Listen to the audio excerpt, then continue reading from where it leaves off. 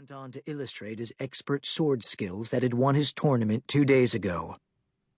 "You know what would really impress me, Galen?" His brother froze with a frown in the middle of his mock sword stroke. "What?" "Help with laying down the fertilizer in my field." Galenus scoffed indignantly as he climbed up on the fence and grimaced. "How can you stand it here? I hate farming and tending animals in fields.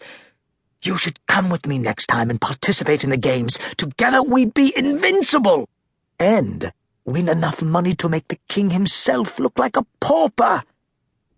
Aracles paused to wipe the sweat from his brow with his forearm before he cut the cord on a fresh batch of manure. Unlike his brother, who was dressed in noble finery to rival a prince's chiton and chlamys, he was shirtless, with only a short brown breechcloth and worn leather shoes to cover him while he worked. Even so, sweat rolled down his back and plastered his short reddish-brown hair to his head. "It's not so bad here. Father needs the help." "Bah! There's plenty of servants for that. Why work us like dogs in the heat of summer? We were born to be better than this." Disagreeing completely, Aracles hoisted the barrel up on his shoulder to carry it to where he'd left off covering the plants. "There's nothing wrong or undignified about a good day's labor.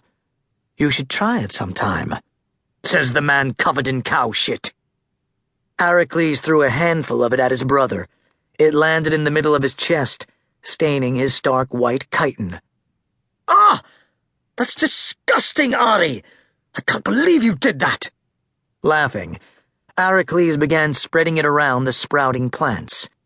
He'd never understand his brother's love of or need for war.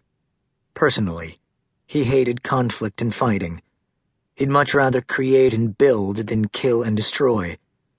Conquest and battle games didn't appeal to him in the slightest way.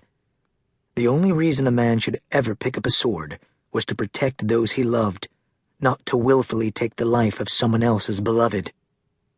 Still sputtering in fury, Galenus stormed off. "One day, Galen," Aracles called after him, "you're going to learn to love farming. I promise you.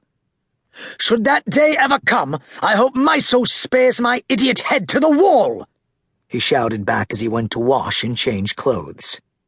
"It never ceases to amaze me how the two of you can look so much alike and be so different in disposition and manner.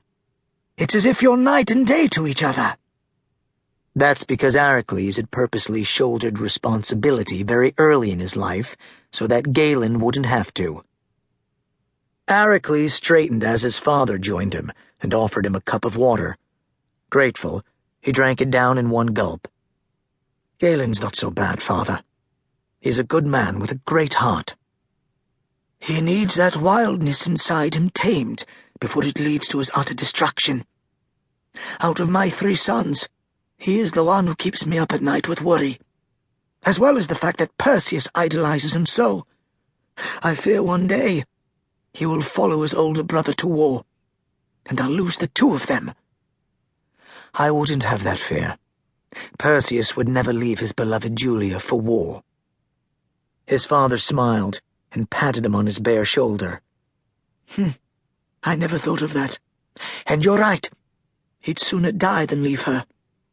Thank you for setting my mind at ease." His father took the cup from him. "Now, if I could only get my eldest son interested in a woman." Aracles didn't comment as he went back to fertilizing the plants. Though his father didn't know it, he'd been in love too, at Perseus's age, and his heart had been crushed when he'd stumbled upon her in the woods, having sex with another man. Even though the 2 of them had been privately courting for several months, he hadn't stolen so much as a single kiss for fear of dishonoring her. He'd thought her perfection, and she'd laughed in his face at his courtesy.